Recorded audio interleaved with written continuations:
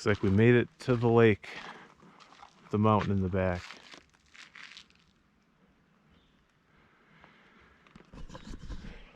Let's go find a place to fish. I'm excited for this.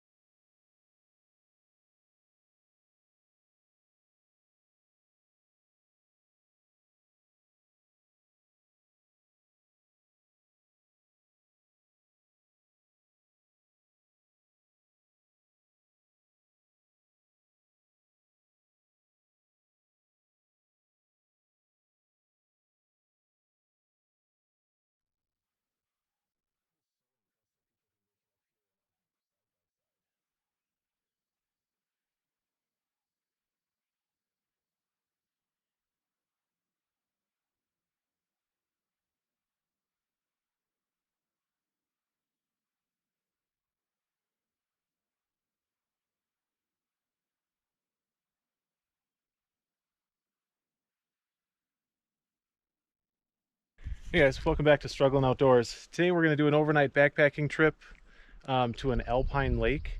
I've heard that there's some pretty decent cutthroat trout in here, so came out hoping that we can hook into a couple of those, spend the night out here, and kind of just enjoy the scenery and the bugs. There's a lot of flies out here. Not super thrilled about that, but I've seen a few fish jump kind of right in the shadows over here. I brought my spinning rod and brought my fly rod. So I think since I don't have a whole lot of room, I'm going to start casting with the spinning rod and we're going to see if we can make something happen.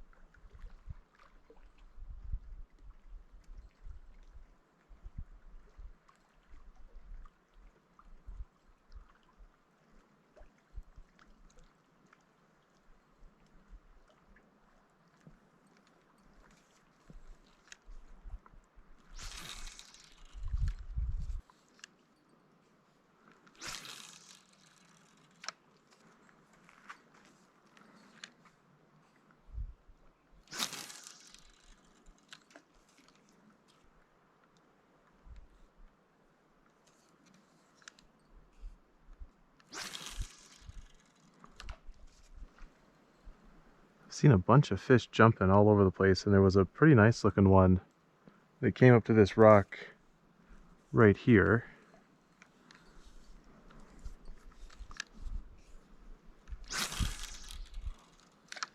Hoping that one of them thinks is hungry for what I got.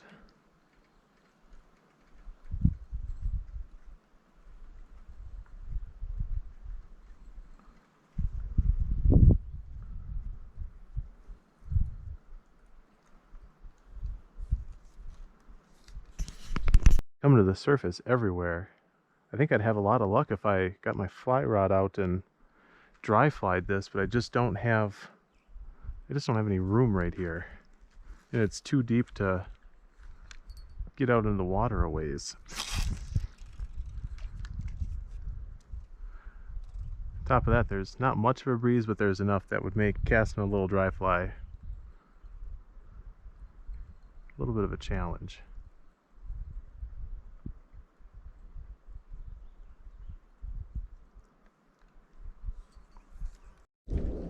This has disaster written all over it, but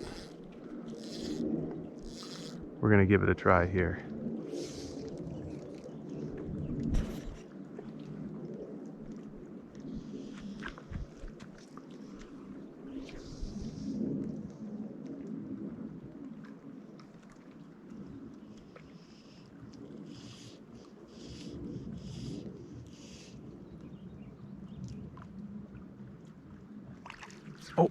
Oh, he grabbed at it.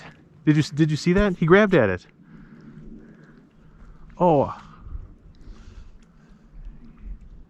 He didn't grab at it for long, did he?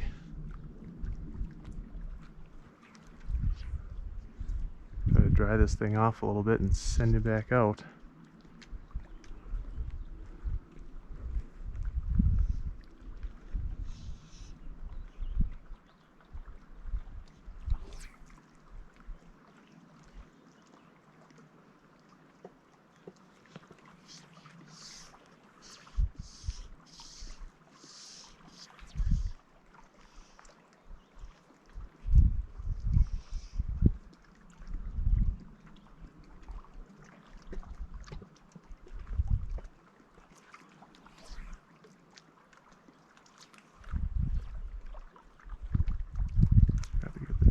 From my fly line.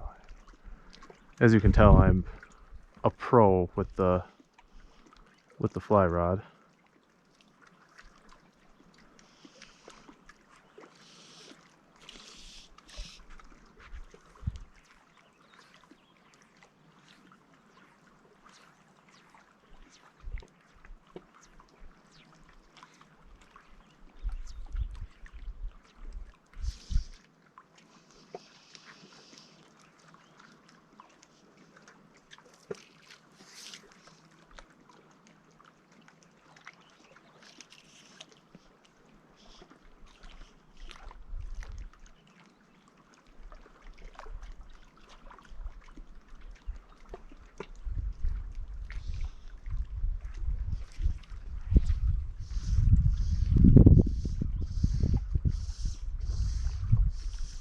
Trying to dry this thing off so it floats.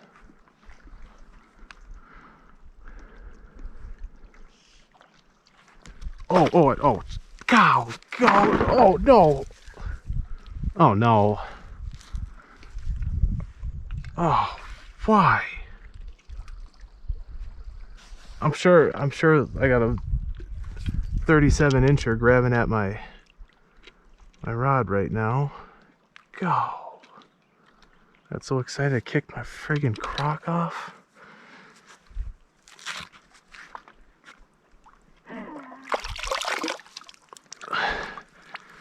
Alright, well, I guess that's gonna dry out for a bit. Where were we? Oh, that was a big one over there. If anybody has any tips on how to work this hippie stick, let me know. I'll take any suggestions you got.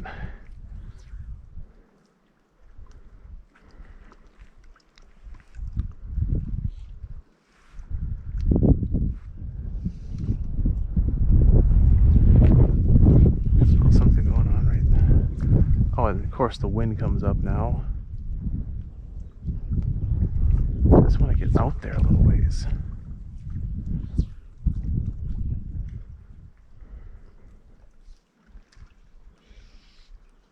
That's a good jump.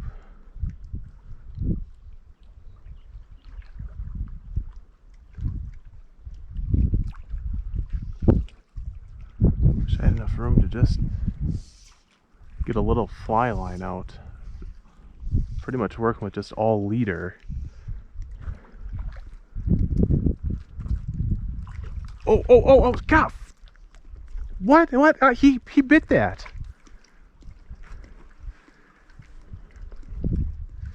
That was in his mouth.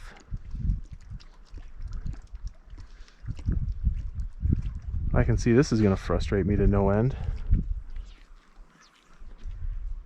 That's 2 bites now. I knew the dry fly was going to work.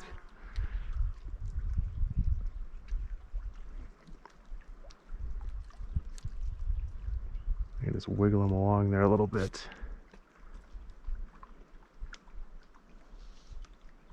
And I got 9 feet of rod. I should be able to feel this guy.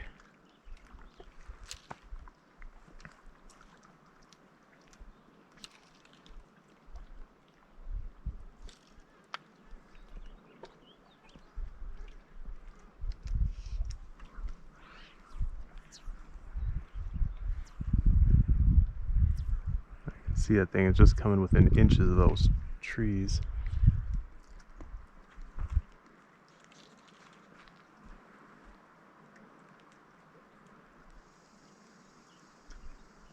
Get him to swim just a little bit.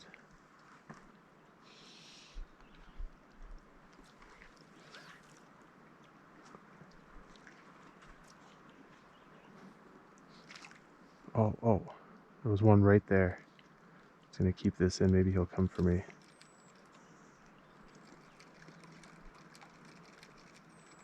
I feel like if I shake the rod, it gives a little action or something. There's supposed to be like 20-inch cutthroat in this lake. I think the ones that I've been seeing are mostly been tiny. Since I've never caught a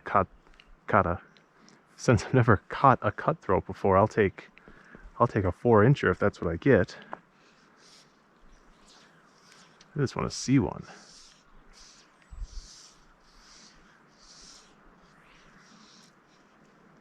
I still can't manage to make anything happen. It's 6:30 now. I was hoping that there was going to be kind of a flatter spot on this end of the lake to be able to set up camp, but there's not, so I have to hike back up to the trail and walk to the other side of the lake. There was a couple established camp spots over there that I think I'll take, and then I'll get the tent set up, and hopefully there'll be enough time to come back down and try this way down there. So I'll see you at the campsite.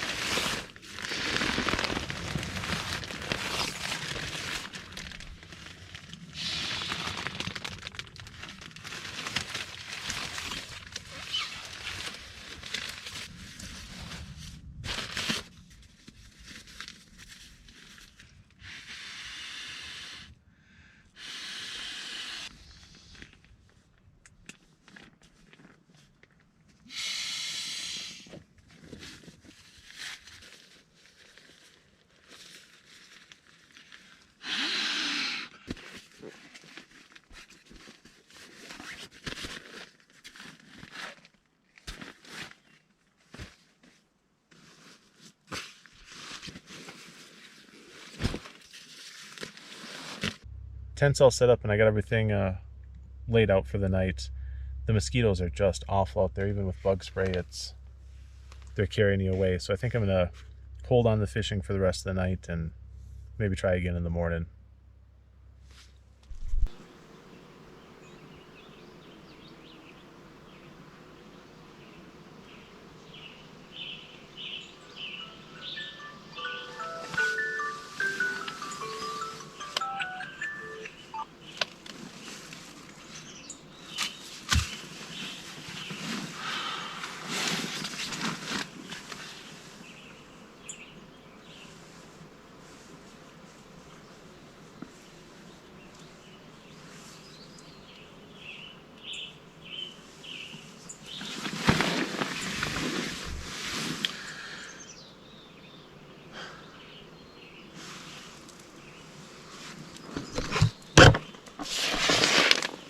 Already, huh?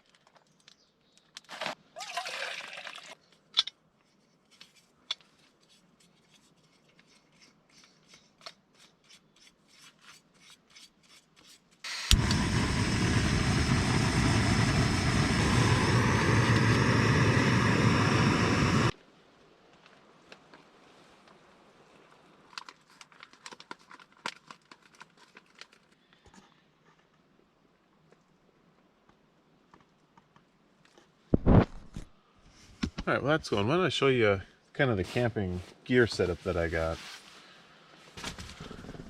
Staying in the Big Angus Blacktail Hotel 3. It's a 3-person tent, weighs about 6 pounds, and then it has this big vestibule on the end. For a backpacking tent, it's heavy at 6 pounds and it's pretty big, but if I was just going to have one tent to start with, I wanted something that I could get 2 people and 2 dogs in and still be comfortable, and I didn't want a bunch of different tents.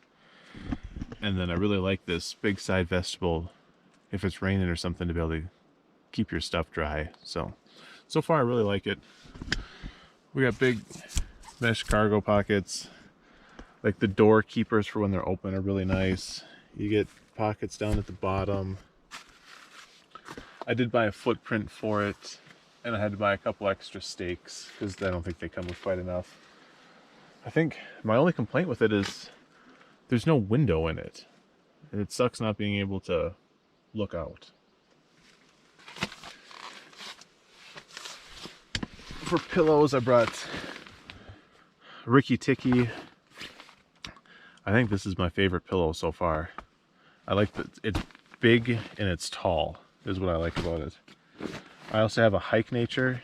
This one's got some kind of sticky stuff on the back of it so it sticks to your pad and isn't rolling all over the place. And it's contoured a little bit more. It's nice if you're sleeping on your back. But when you're sleeping on your side and your stomach, I kind of like that Ricky Ticky better. I'm using a regular foam pad down first by Featherstone. There's nothing special or fancy about it. It was just the cheapest one I could find because I think they're kind of all the same. And then the small inflatable pad is from Sleep and Go. It was cheap, and with the foam pad it's okay. I think this will be the first thing that I spend some money on to get a little bit better quality, because I'm not going to be heartbroken if it rips, let's put it like that. The sleeping bag is from Teton. This is their Trailhead 20 degree bag. 20 degrees is not the comfort rating. I think it's the transition rating for men. I don't think it's the extreme one, but it could have been. It didn't get down very cold last night, so I just kind of laid this over the top of me and rolled up in it in the morning. But It's got a hood. It's got a zipper on both the top and the bottom, so you can zip your knee out if you want, which I think is really nice. I don't have a problem with getting the bag or the zipper caught up in the bag. And then for whatever reason, I thought, yeah, there is a cell phone pocket, which is, or like a flashlight pocket or something, which is super nice. So, although this thing looks like it's blown out and been through the ringer, this is the second time it's been used. It's thin and flimsy, but I really like it so far. And then I bought just a cheap quilt. And I bet you're good down to 60 degrees with this thing. I don't even know the... Oh, here's the brand, the Lux Coal. So, what's kind of nice about this thing is it buttons together, so you can have it as like a sleeping bag, you know, button it up a little bit so you're not losing it. And then at the one end, if you button it up, there, put the buttons, there's a drawstring at the bottom here. So this can almost turn into a really lightweight... Oh, the food's got to be stirred. I actually used this quilt through most of the night because it didn't really get very cold out. For water, I'm using the Sawyer Squeeze. Thing works awesome. I've had this little pigtail in here. I'm gonna see if I can just maybe get it to sit right on my bag. And then for my dirty water bag, I splurged. And I bought this bag from Knock Outdoors. This bag is awesome. 3 liters, big reservoir at the top, so you can fill this so easily out on the lake or in the stream or something like that. You're not trying to fill all of your water from this little hole. Doesn't leak at all, and you can crank on this thing to start pushing water through it, and I don't know, it's been nothing but great for me.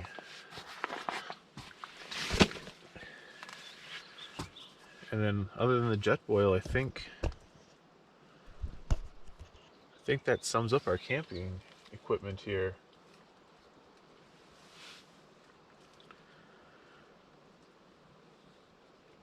I think the plan's going to be, I'm going to eat breakfast and I'm going to go down and try to catch some more of those fish. Hopefully the mosquitoes aren't too terrible. Been trying to see, looks like I got bit during the night, so that's pretty great. Pretty excited about that.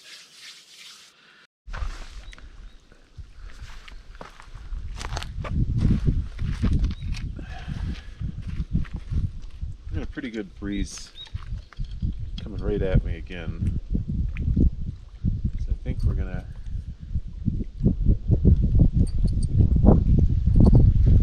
try the spinner out here again. That's what we're working with. Nice if the wind kept some of these mosquitoes away.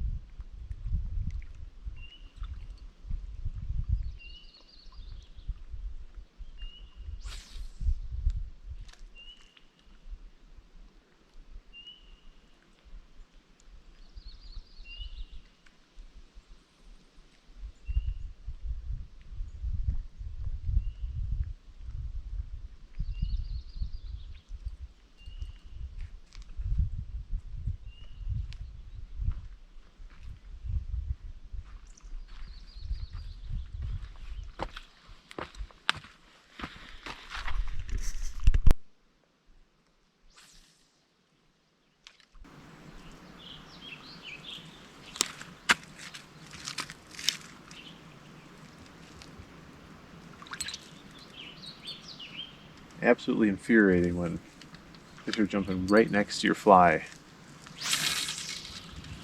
and still nothing.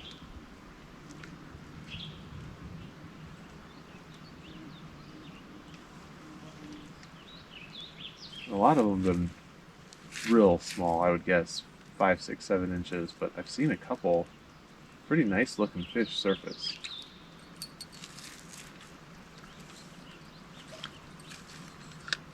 Yeah, see, like this guy. I cast right at it and nothing's gonna happen.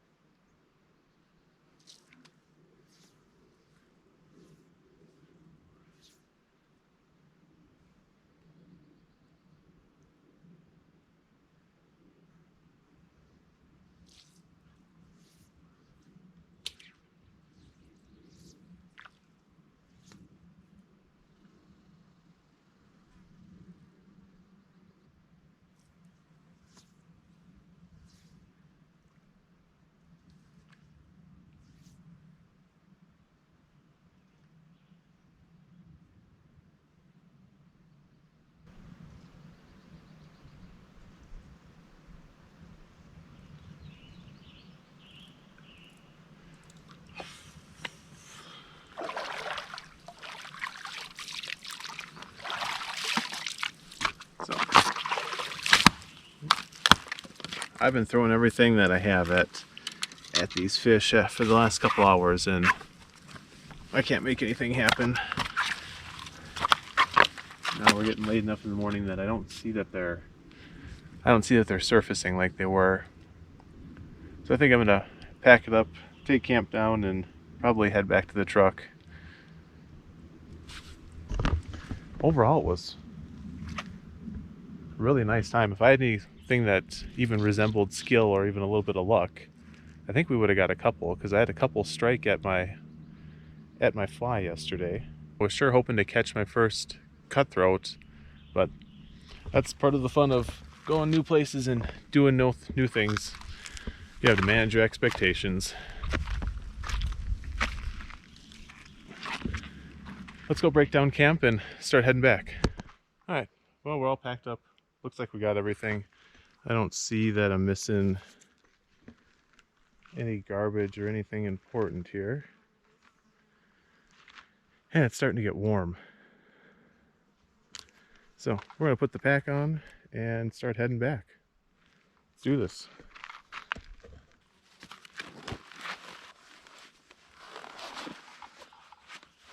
I definitely understand why they make ultralight gear.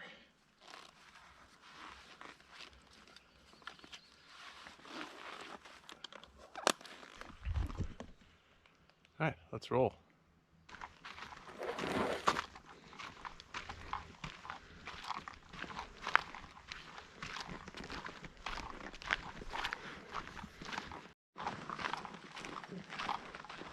One last look at the lake. I don't know if you can see, but just to the left of the peak, there's still some snow.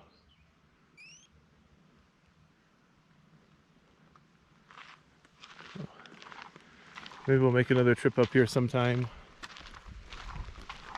See if we can catch some fish.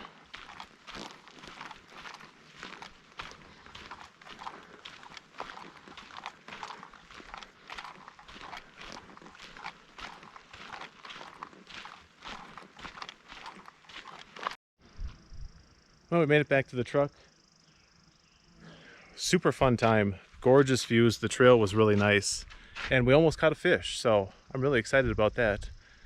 Next time we come out, we're going to hammer the cutthroat. Thanks for tuning in to Struggling Outdoors. See you next time.